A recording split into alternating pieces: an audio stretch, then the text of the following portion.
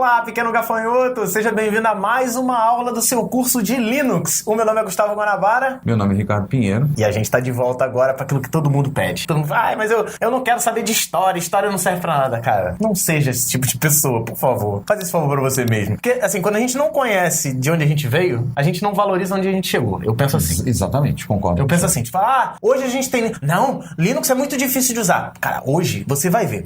Tá muito moleza. O Linux é difícil de instalar. Era difícil de instalar. Verdade seja dita. Tu tinha muitos passos, você tinha muitos procedimentos. Hoje, você vai ver agora durante a aula. É muito simples mesmo. E aí, só recapitulando, qual a distribuição que a gente resolveu instalar? Depois de uma longa pesquisa, pensei bem. Discutimos. Não, na verdade, eu parti da minha experiência pessoal como professor, eu achei que é mais interessante a gente trabalhar com Linux Mint, a Debian Edition. Por quê? A Linux Mint é uma distribuição, a princípio, derivada do Ubuntu. Sim. E ela é uma distribuição que tem um foco muito em usabilidade, foco muito no usuário final. É uma distribuição que está muito grande no usuário final. E ela tem uma Eu posso dizer que ela é uma distribuição que tentou chegar muito perto visualmente do Windows para eliminar esse estresse que tem de mudança de ambiente? Sim, teve várias distribuições que tentaram chegar perto, mas uma coisa que eu gosto do Mint nisso é que ela lembra muito o Windows. Então, barrinha embaixo, com os ícones, os elementos, a interface dele, o Cinnamon, uma interface razoavelmente leve, e lembra muito. Então, facilita o acesso para o pessoal que vem do Windows. Tem uma máquina em casa, quer botar tua mãe para usar o computador? Tua mãe só usa o navegador, só usa a internet e Word? Essa é a distribuição para ela. Foi o que eu fiz com a minha esposa. Minha esposa é professora de português e quando migrou, a última vez que botou Linux na máquina dela, eu botei o Mint. Para ela é transparente. Ela está satisfeita. Ela precisa lá, clica, vai lá, abre o processador de texto, abre o navegador para acessar o Facebook, vê lá e ela está satisfeita. Porque tem gente que acha que como era, né? Nunca foi assim, mas tem gente que pensa assim, não, mas os arquivos que eu vou gerar no Linux eu não posso usar no Windows. Sim. Né? Sim. Tem gente que pensa assim, não, eu vou usar o Word, digitar um texto e eu não consigo abrir no Windows. Sem problema. Não, funciona. Hoje em dia, assim, salvo alguma coisa muito específica, de uma formatação muito específica, por exemplo, no LibreOffice, você vindo do Office para o LibreOffice, você vai ter algum problema, mas umas coisas muito específicas, alguma macro... Mas até o Office, você consegue, salvar como, jogar num modelo, naquele modelo mais aberto e usar, né? No Office hoje em dia, a partir do Office 2010, já vem o suporte nativo ao formato Open Document, que é o formato que é adotado pelo LibreOffice. Que é um formato adotado, não é um formato criado e tudo mais. É um formato aberto que a Microsoft começou a usar, obviamente, teria que ter usado desde o início, mas agora ela tá meio que caindo na real, né? E adaptando a todos. Então o que eu vou mostrar aqui, rapidamente, eu sei que se você já fez o curso de hardware, você já fez esse tipo de preparação, a gente vai fazer a preparação do pendrive e a instalação do Mint em uma máquina, como a gente falou, uma máquina doada pra gente pela Hostnet, que a gente pegou lá um Frankenstein, um abraço pro Filipinho de novo, e estamos com a máquina aqui, Filipinho, que foi aluno dele, inclusive, né? Foi meu aluno, foi meu estagiário. Exatamente. Então, vamos preparar tudo aqui bonitinho, vou te mostrar onde baixar, o que baixar, como fazer, e aí no final você vai ter sua máquina com Linux. Na verdade, aqui a gente está mostrando como instalar do zero em uma máquina sem nada, certo? Mas você pode usar máquina virtual, pode usar o que você quiser aí. Então aqui, estamos no navegador aqui. Como é que eu faço aqui, Ricardo? Para baixar o Mint, tem que procurar pelo site do Mint, é www.linuxmint.com. Olha lá, download, tá em cima. Só vir aqui, vem aqui em cima. O Mint tem algumas versões, por exemplo, a versão atual da versão que a gente está gravando é a 19.1. Todas as versões do Mint têm nome de mulher, né? Só que a nossa intenção é a gente trabalhar eu tenho proposto a gente trabalhar com o Linux Mint o Debian Edition, que está na terceira versão, que é a Cindy. Tá, aí vai ter que subir um pouquinho, que é ali, Porque a LMD é 3. O Mint tem um ciclo de desenvolvimento de 6 meses, então a cada 6 meses tem uma versão nova. Eu cliquei aqui. Sim. O Mint, o Debian Edition, ele tem um ciclo de desenvolvimento mais lento, então se você quer... Que seria esse 19.1. O 19.1 sai a cada 6 meses. E a cada 18 meses o suporte vence. Se você está querendo trabalhar com Linux, mas você não é tão entusiasta, o cara que tá lá, que quer ficar trocando de versão, porque tem, sim, eu já fui do tipo que trocava, fazia um monte de experiência. Hoje em dia, o tempo passa, o tempo voa. A gente cansa, né? Os cabelos brancos batem chegam na cabeça, a gente chega... não, vou pegar uma coisa mais calma. E aí o Debian Edition, a vantagem é que ele tem um suporte para 3, 4, 5 anos, um suporte estendido. O Debian Edition 2, por exemplo, agora no início de 2019, acabou o suporte dele. Então, o Debian Edition 3, que ele é baseado na Debian, né, que é a distribuição, uma das grandes distribuições de Linux. Que a gente já viu que Debian é uma homenagem, né, também.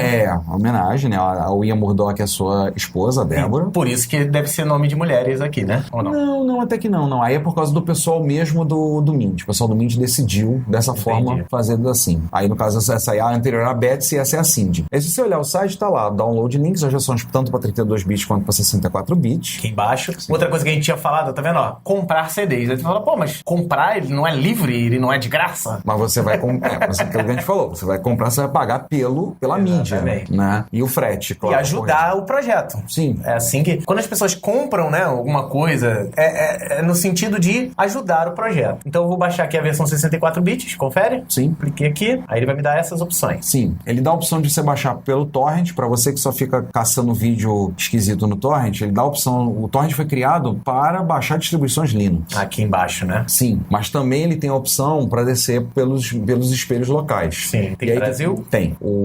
Tem 2 ou 3 repositórios no Brasil. Aqui, ó. Universidade Federal do Amazonas e Universidade Federal do Paraná. Nem sempre vai ser a opção mais rápida, né?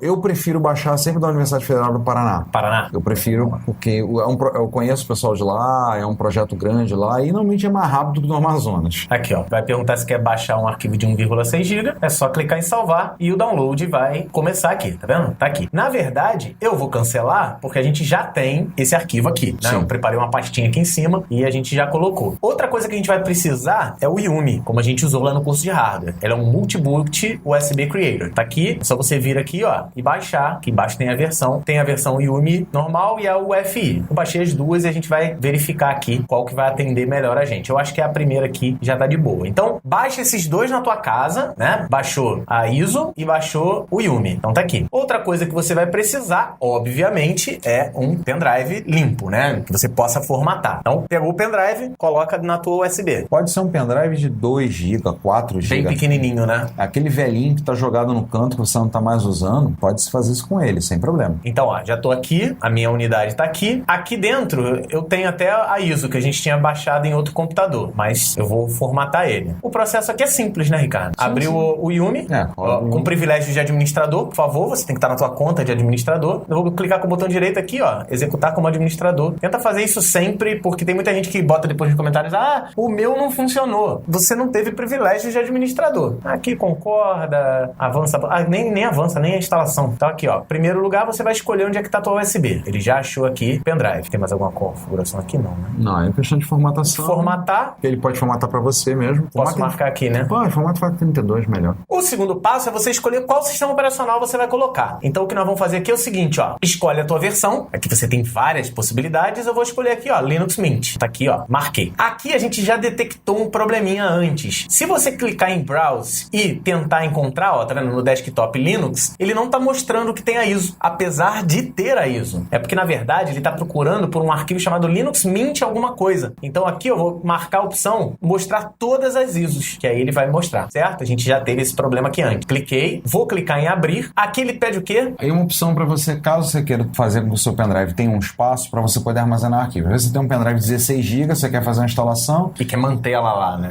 E você quer manter um espaço para poder guardar arquivo. Então ele vai reparticionar o pendrive e aí você vai fazer 2 partições no pendrive. Não é uma coisa muito rara a pessoa fazer hoje em dia, mas particionar pendrive, mas no caso é opcional. Isso não é necessário. A gente vai só usar para isso. Nós não vamos usar essa parte, não. Então, beleza. Vamos clicar em Create, aí dando os passo a passo, dizendo que é ok, diz que sim, diz que vai apagar e tudo mais. Então ele vai travar a unidade, vai fazer, ó, todas as configurações. Cara, não precisa. Tem outros jeitos de fazer. Tem como fazer mais na mão. Porque tem uma galera, logo no início, fala assim, por que vocês não ensinaram pelo prompt do DOS, que é mais fácil? Tem gente que gosta do difícil. Não, tem gente que, tudo bem, é mais fácil pra você. Imagina a sua avó fazendo a instalação. Eu gosto sempre de explicar assim, dá um pendrive na mão da sua avó e fala assim, vó, abre o Yumi e faz esses passos. Beleza, até ela consegue fazer. Às vezes não. Dá o pendrive e fala assim, vó, abre o terminal e digita esses 365 comandos. Eu sei que não são 365, são 4, 5 comandos. Sinceramente, abre o coração. Qual é o mais fácil? Então não vem me dizer que é mais fácil. É mais fácil pra você? Beleza. Você prefere esse processo? processo? Beleza. Você acha demérito usar isso aqui? Opção sua. Eu não acho. É que nem a galera que fala assim, não, Java você não pode usar IDE. Você tem que programar usando o bloco de notas porque é assim que funciona. Eu tenho um amigo que falou ontem, a gente conversando, ele citou isso, que eu falei do uso do Eclipse, ele, por que o pessoal não usa IDE pra desenvolver? O pessoal fica atrelado IDE. Eu falei, cara, dá um desconto, deixa os caras, é o direito deles. É outra época. Ó, já terminou aqui, a gente tá batendo papo e já terminou. Ó, você quer mais botar outra ISO? Não quero botar outra ISO. Cuidado pra galera do avança, tudo é sim,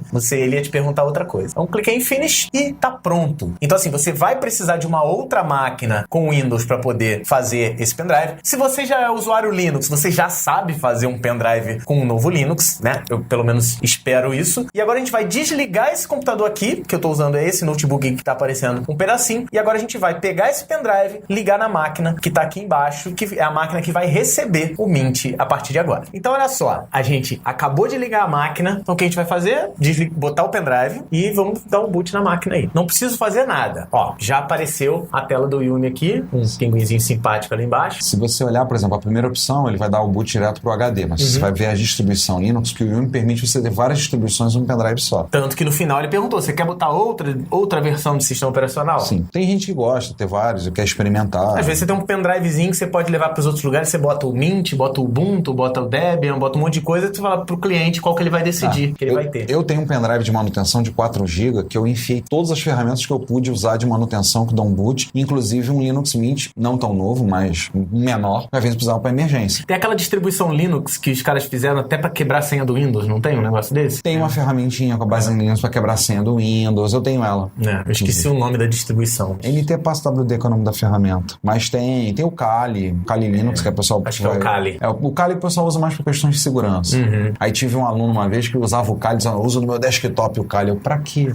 Pra aparecer. Mas é isso. Esse é o cara que fala que é mais fácil fazer pelo terminal. Não estou dizendo que não funcione ou que funcione. Eu estou dizendo assim, não é mais fácil, é a sua preferência. Sim. Se a gente entrar aqui, ó, Linux Distributions, no nosso caso, a LMDE tá aqui, tá? E a gente pegar e selecionar da Enter, vai começar a inicialização. Telinha de mensagem. Não se assuste com isso. Tem uma galera que se assusta, né? Apareceu tela preta, apareceu o negócio, já acabou a tela preta, calma, amigo, passou, já tá lá dando boot. Aí é só aguardar o processo de boot, né? Demora alguns segundos, dependendo da máquina, pode demorar 1 minuto, 1 minuto e meio. Aqui, ó, tá vendo? Rapidinho, foi lá. Porque a princípio, sabe, ele guarda, bota as coisas na memória. Então ele carrega o sistema pra memória. Então tem muito comum você ter uma máquina com 2 GB, dependendo do for, até 4 GB, você consegue pegar e trazer o sistema inteiro pra memória. Pode tirar o pendrive, ele tá rodando na memória. Você não instalou nada. Aqui você tem a interface do Mint, né? Esse é o Linux Mint Dev Edition 3. Na verdade, ele já te deu o sistema pra você usar. Sim. Só que ele não tá instalado na sua máquina. Ele tá na memória, como você falou, né? Se você for olhar aqui no menu, estão aqui os programas separados. Cara, parece muito Windows, né, cara? Parece muito. E não é um demérito nem uma cópia, né? Tipo,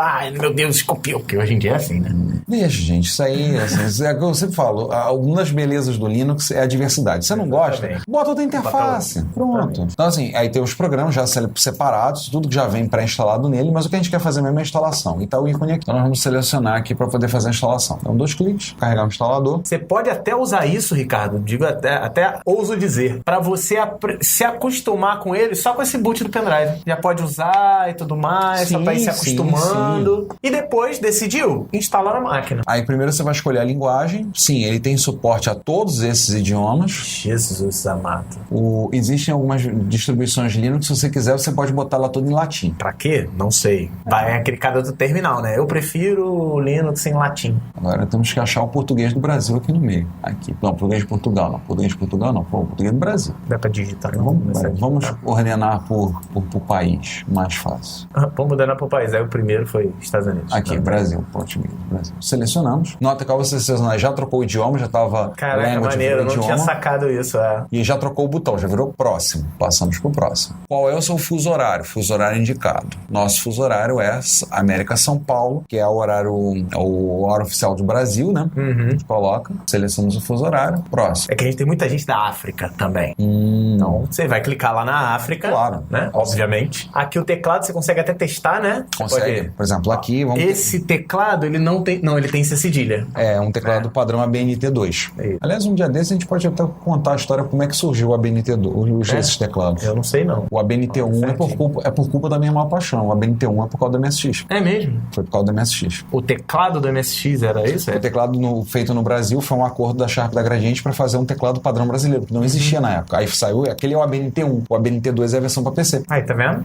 Vivendo e aprendendo. Então, aqui, no princípio, esse teclado tá ok, conseguimos acento, tá aqui, beleza. É que o grande problema é a crase e o C cedilha, né? E tem uns teclados malucos, né? Que tem a contrabarra do lado do shift, essa daqui tá do lado do shift da direita. Eu tenho um amigo que coleciona teclado.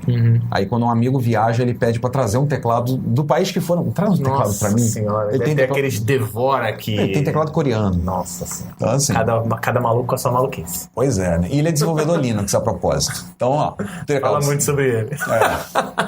É usuário de Slackware, então já imagina, né? Um abração pro Punk, gente maravilhosa. Já foi citado na outra aula aqui, né? Sujeito maravilhoso, amigão meu. Então, ó, próximo. Aí aqui você vai definir informações do usuário. Se você quiser botar uma imagem, a sua foto, dependendo... Cara, tá muito igual o Windows. Muito legal, adaptável. Inclusive, a opção, eu não me lembro se nessa versão do Mint, mas é uma opção, inclusive, você ter no webcam e tirar a sua foto. E já colocava. Como nós vamos botar aqui? Vamos deixar o... É que a gente não tem. Vamos deixar o pinguim mesmo. Aí, seu nome completo, você colocar. Usuário da máquina. Pode botar curso em vídeo. Aí o login vai ficar curso. Claro, você pode trocar o nome do usuário. Vamos deixar curso mesmo? Bota tudo junto, curso em vídeo. Senha. Botar aquela senha bem difícil? Bota aquela... 1, 2, 3, 4? Isso, 1, 2, 3, 4. Ele aceita? E aí você coloca aqui, ele aceitou. Uma coisa curiosa que o Mint traz é essa opção aqui, início de sessão automática. Sem pedir senha, né? Sem pedir senha. Eu, particularmente, não gosto. É uma opção minha. Eu gosto que cada usuário tenha a sua senha, porque você tem o seu espaço separado. Até recomendável. É recomendável, né? Coloca aí também. Por exemplo, no computador da minha esposa, tem o usuário dela e tem um usuário convidado. Então, algum amigo meu chega na minha casa, Cabos, é um computador, beleza, ali o computador da Cláudia. Qual é o usuário? Convidado. Entra no convidado sem a convidado, usa lá. Isso aí. Pronto, a área dela fica separada. Às vezes o usuário quer, por exemplo, meu pai pediu pra instalar um Linux, eu botei o Mint, botei que instalar com instalação... Ele quer abrir... automático. Porque só ele que usa o computador. Mas eu não recomendo, não. Eu também não recomendo, mas é opção. E aqui você dá um nome para o computador. Sei lá, curso em vídeo também. Cara, bem simples o negócio. Aí você vem. Próximo. Nenhuma tabela de partição foi encontrada no HD. Esse é um HD que está zerado. Tá zerado. Se por acaso tiver alguma coisa, ele vai perguntar se quer formatar alguma coisa. Ele vai perguntar se você quer que vai fazer. Se você vai querer que ele reparticione o HD para você, aí ele separa, você desconta, você vai querer as percentual. Nesse caso, ele vai dizer, por exemplo, você quer que ele crie as partições? Vai apagar todos os dados? Sim. Ele vai criar uma tabela de partição no HD. Coisa que ele tem que fazer, porque senão ele não consegue instalar o sistema. Aqui o que ele fez? Ele já estabeleceu, após ele ter criado a tabela de partições, ele já criou como vai definir o sistema. Claro que você pode editar. Então, por exemplo, há uma coisa que é importante no Linux, questão de dispositivos. A coisa que a gente comentou num dos nossos primeiros vídeos, a gente falou que tudo é arquivo. Então, olha aqui, o caminho, /dev /sda1. Barra é o sistema, é o raiz. Dev é a pasta onde você tem pasta ou diretório, onde você tem os dispositivos e tem um arquivo relacionado. Então, por exemplo, porque antigamente o DOS chamava de diretório. Aí depois veio o Windows, chamou de pasta. O Linux continua chamando de diretório. Sim. Mas quando eu falo em sala, quando eu dou aula, eu falo assim, olha, pasta ou diretório, o que eu disser tá no mesmo, tá? Não esquenta. Essa é uma área de swap, né? Que ele precisa ter, o sistema operacional precisa ter. Todos os sistemas têm. O Windows, por exemplo, ele já gerencia o swap. Você pode, claro, alterar a configuração do Windows e dizer, olha, eu quero que o swap fique no lugar tal, quero que fique esse tamanho. Aqui ele já criou. Hoje em dia, com mais memória das máquinas, pouco a gente precisa. Eu uso o swap na minha... O swap, só explicando tecnicamente, é quando você tá com a memória cheia e você precisa abrir você abriu um monte de programa, a memória encheu, e você precisa abrir outro, você tá exigindo da máquina. O que ele vai tentar descobrir é qual desses que tá na memória você não tá usando no momento, tira um pedaço para liberar espaço, joga pro disco exatamente nessa unidade chamada swap e coloca o programa que você precisa. Mais tarde você precisou desse que tá aqui embaixo, ele vai decidir qual é a outra que vai sair e aí fica nisso. Isso causa lentidão no sistema, mas te deixa fazer o que você mandou, certo? Antigamente, Windows 3.1, se eu não me engano, era assim, você não tem memória suficiente para abrir esse programa. Dane-se. É isso. Agora não tem mais isso. Então assim, ele já criou para você o swap. Se você quiser mudar, editar, você pode clicar aqui, editar partições. Tá? E aí você tem aqui, por exemplo, esse é um programa para gerenciar partições do disco, é o Gparted. E aqui, por exemplo, ele já definiu dessa forma. A gente não vai alterar, deixa do jeito que ele colocou, mas o Gparted é uma ferramenta ótima. Maneiro. Inclusive, para reparticionar HD, você precisa acertar espaço, mexer, sem formatar a partição, funciona muito bem. Então, aqui, por exemplo, ele já definiu que, então, aqui ele vai ter o quê? O swap no início do HD, vai definir o 8,8 GB. Aí aqui onde vai ficar o sistema de arquivos é o ext4. Aí alguém pergunta por que ext4? Porque teve o ext1, 2, 3, tá? Não se sabe hoje em dia, porque tem um monte de coisa que pula, né? JavaScript pulou a versão 4, o Windows pulou a versão 8. Não, mas tem... Não, 8 não, 9. 9. O iPhone pulou 9, então, tipo... Não, mas esse tem mesmo, porque eu sei porque eu comecei no Linux no Next2. O Next1 já tinha, mas já estava discussão descontinuada, né? O Android, a versão 1, 2 e 3 não tem doce. É verdade. Não, 1 e 2 não tem doce, começou da 3. É verdade. A gente, na informática, a gente não pode dizer que 4 é porque teve 3. Não, né? tem doce sim. Não tem doce, não. O doce começa no C. É o Froyo. Não, o Froyo é o F. Ah, sim, é verdade. É o Frozen Yogurt. É o Frozen Não Yogurt. tem doce com A e com B. Eu acho que eles já até botaram, mas nunca mostraram. Acho que não tem, não. Eu vi isso uma vez. Não, tem uns boatos que era Astro e Bender, que era robô primeiro. Tem uns boatos, mas o Google diz que não. Tá, e o Bender, né? É. Tinha que ser o Bender. Era pra ser robôs, androides. E o Bender que tem um chip 6502 na cabeça, no Futurama aparece. Eu acho que eles fizeram uma lista e falaram assim, não vai ter robô com todas as letras. Vai dar merda. Não vai dar certo. Somos gordos, vai o quê? Comida. Então, esse aqui, por exemplo, onde ele vai colocar o sistema. Então, olha aqui, tipo de sistema de arquivo, sistema operacional, no caso. Ponto de montagem. O Linux trabalha com a ideia de que você associa um dispositivo, que aqui no caso é /dev SDA2, que é a segunda partição do disco, com um ponto de montagem, que é uma pasta dentro do sistema. Esse aqui é o raiz, onde vai ficar o sistema operacional. Sim. Formatar como ext4, tá? Tamanho e quanto tem de espaço livre. Vai perder um pouquinho, porque esse é um sistema jornalizado. Então, ele reserva uma parte da partição para salvar dados, para caso você dê um problema sério no sistema, você consiga recuperar sem maiores dificuldades. E aqui ele já coloca para o /home. O /home é a pasta onde você guarda os seus arquivos. Cada usuário tem a sua pasta dentro do /home, né? Para quem não entendeu, home é lar em inglês, né? Não custa nada lembrar. Casinha. Casinha. Então, feito isso, a gente vai... Tem aqui ainda um modo avançado, que aí ele explica algumas coisas, partição... Não necessário. Não necessário, no nosso caso. Então, vai lá. Próximo. Opções avançadas, gerenciador de inicialização. Instalar o Grub. O Grub é o programa que fica no boot. Quando você liga a máquina, se você tiver, por exemplo, um Windows, quando instala o Grub, ele detecta o Windows e ele dá a opção de você escolher para onde você vai. E aí tá lá, normalmente ele coloca o Linux em primeiro, embaixo o Windows, ou seja, céu e inferno. Falando sério. Mas assim, o Grub é o gerenciador de boot. Então, quando você liga a máquina, você vai topar com o Grub e aí você vai poder escolher para onde você vai. No meu caso aqui, no nosso caso, a gente só vai deixar Linux nessa máquina. É necessário instalar o Grub? Sim, ele sempre coloca. É porque ele tá dizendo que ele tem a opção de desmarcar, por isso que eu te perguntei, entendeu? Mas é importante. Deixa marcar. Aliás, deixa marcado. Então, deixa marcado. Então, vamos lá, próximo. Aqui ele diz o que ele vai fazer, localização, tudo, instalar, o carregador, botamos para instalar. E aí vai. E nem vai abrir aquela tela preta e tal, que a galera... Não. Sim, primeira coisa que você vai ter que fazer, se você tá fazendo o curso com a gente, você quer aprender realmente Linux. Não tenha medo da tela preta, ela vai te ajudar pra caramba. Com certeza. A gente vai te ensinar... No curso em vídeo, a gente vai te ensinar um pouco menos da tela preta. No Estudonauta, a gente vai... Tem um módulo só focado em tela preta. Pra galera que quer realmente aprender. Tem aquele esquema. Você quer ser um usuário tranquilinho de Linux, usar no dia a dia e tudo mais, sem muito estresse? Beleza, curso em vídeo, sem problema. Você quer se especializar, talvez queira trabalhar com isso, instalação, gestão de máquinas com Linux? Aí você vai precisar ir pro Estudonauta. A gente tem esse direito, né, a nossa liberdade de ensinar essa parte mais avançada, intermediária para avançada, só lá no Estudonauta. Então, enquanto ele tá fazendo aqui a instalação, seja assinante do Estudonauta. Já pode abrir a minha aí e pode assinar pra gente ter mais um aluno aí, se vai ser muito bem-vindo. Uma coisa interessante quando você instala o Linux é que, além dele ocupar pouco espaço, porque ele usa muitas bibliotecas compartilhadas, então a mesma biblioteca está carregada na memória, é usada para vários programas, então ele gasta menos memória RAM e gasta menos espaço em disco, é que na instalação ele já traz várias coisas automaticamente. Se você olhar aqui, por exemplo, ele já diz, Firefox, Thunderbird e LibreOffice já são pré-instalados no Linux Mint. O que você faz muitas vezes com o Windows é que você tem que chegar a instalar o Windows, tudo bem, aí você tem que instalar o Office, aí depois você tem que instalar o Firefox. Aí você... Aqui não, ele já instala tudo. Show. Acabou, você reinicia e vai usar a máquina.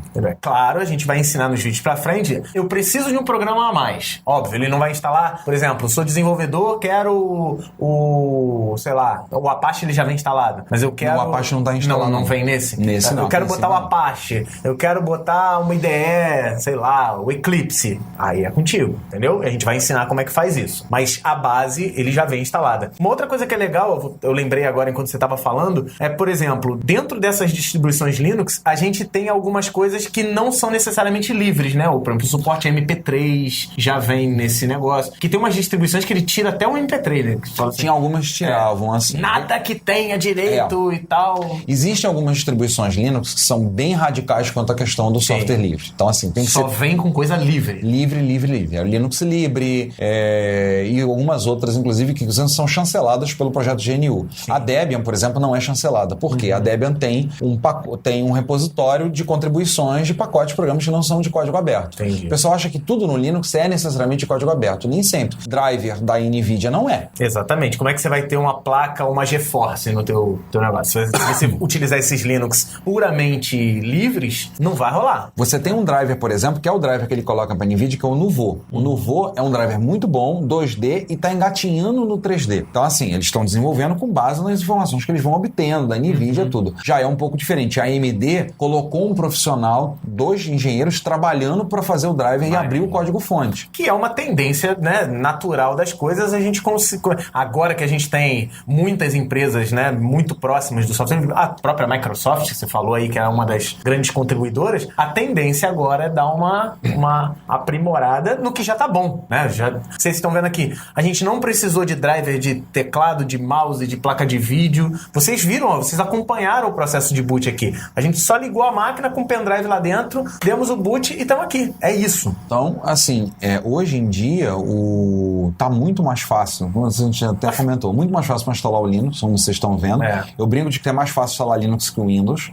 Se bem que o Windows também tá bem fácil. Assim, eu colocaria assim, tão fácil quanto. Porque tem bastante coisa. E o Mint tem um monte de driver já que ele vai puxando, né? A filosofia do Mint eles dizem que depois da liberdade vem a elegância. Então eles tentam fazer uma distribuição num formato que eles falam elegante. Pacote, ele já traz vários pacotes, codecs de vídeo já pré-instalados. Porque havia uma certa questão que é relacionada à licença. Então tinha gente que não botava, tinha gente que não colocava. O Ubuntu, por uma época, você tinha a opção, você botava e selecionava, tentava tocar o vídeo, aí dizia, olha, eu não tenho, posso descer, você quer? É verdade. Aí ele descia pra você o pacote. Entendi. O Mint já coloca, já tem várias coisas que uma coisa que você percebeu no Mint, o Windows 10 agora não faz mais isso. Antigamente, todo o Windows ele entrava naquela tela gigante, 640 por 480, resolução baixíssima, e depois ele melhorava. Você viu que o Mint aqui já entrou numa resolução top. Já usou a resolução. Aqui ele vai ficar. Então nós vamos fazer o seguinte, esse processo ele tá demorando um pouquinho, né? Até porque a nossa máquina não é uma máquina mega recente, mas você vai ver que ela vai funcionar perfeitamente. Então você vai ver o editor vai dar uma acelerada no processo aqui e no finalzinho a gente volta, ou se tiver alguma observação no meio do processo, a gente volta também para não tomar tanto tempo de vocês aí no vídeo. Então é isso, ó. A instalação foi completa. Ele tá perguntando se quer reiniciar. Você diz que sim e tira o pendrive, não é isso? Sim, só isso. Então vamos lá, vamos pro processo. Beleza. Ligamos a máquina e ele tá aqui, ó, me dando as opções, né? O SIND e tem outras configurações. O que ele traz é opções avançadas aqui. Na maioria dos casos a gente não precisa, só o modo de recuperação. Porque caso dê algum problema, né? Porque Linux dá problema também. Não é comum, mas dá. É bom saber, tá? Às vezes alguma inconsistência no de arquivos, aqui ele aproveita e instala um programa para testar a memória. Né? O famoso Maintest 86. Se a gente selecionar ele aqui, Enter, ele vai começar a carregar. O que eu comecei a perceber é que o Mint, ele evita até aquele boot inicial que ele bota letra, um monte de né? Bota aquele... O Groove, a versão mais nova, ele já faz isso. Você já tem opções de fazer submenus, então você já dá uma enxugada. Não fica uma coisa muito grande. Não, o que eu digo assim, no boot, assim que você aperta Enter, qualquer ele mostrava aquele monte de carga inicial. Sim. Aí, ó, tá bonitão aí o negócio. Nossa senha. A senha dificílima, 1, 2, 3, 4, que também não recomendamos. Óbvio. E agora não tem mais pendrive, o pendrive tá aqui, ó. O pendrive tá aqui. Então, agora o que tá acontecendo já tá na máquina. Tá aí, ó, já entrou no sistema, cara. Uma máquina que não é tão rápida. Eu nem sei qual é a configuração dela, mas também não é das melhores, não. Obrigado, Filipinho, mais uma vez. Tá aqui, ó, bem-vindo ao Linux Mint, meu novo sistema operacional, a tela de boas-vindas, aí traz algumas coisas. Tem algumas dicas, né? Algumas dicas, né? Primeiros passos, como fazer backup, os codecs multimídia, questão de codecs que você vai precisar, gerenciador de atualizações, configuração do sistema, gerenciador de aplicativo. Ó, tem cerca de 60 mil aplicativos disponíveis. É claro que tem muita gente que vai dizer assim, mas não tem aquele específico que eu quero. Mas não tem o... Eu ia falar Minecraft, o Minecraft tem. Não tem o Fortnite, tem? Acho que não. Não tem disponível Fortnite. Cara, não tem e pode ser que não tenha por um bom tempo. Então, se você tá esperando, não, vou instalar o Linux pra esperar o Fortnite. Não espera, continua com o teu Windows aí. Mas a grande maioria dos softwares, você não tem o Photoshop, por exemplo, mas tem o GIMP. Uma coisa que eu até estava conversando há pouco tempo com o pessoal dizendo. O GIMP é uma ferramenta, por exemplo, excelente. Sim.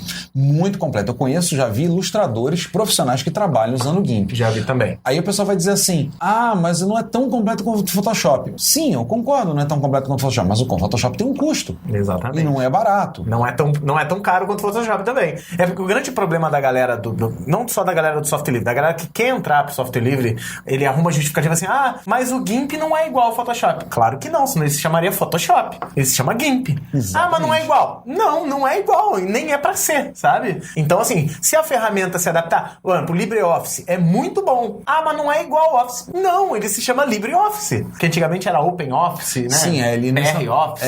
Foi toda uma história. Começou com o StarOffice, com código liberado. Aí saiu o OpenOffice, do OpenOffice saiu o BROffice, que era a versão no Brasil, e aí houve um problema, um racha na questão do OpenOffice, e aí saiu dali e virou o LibreOffice.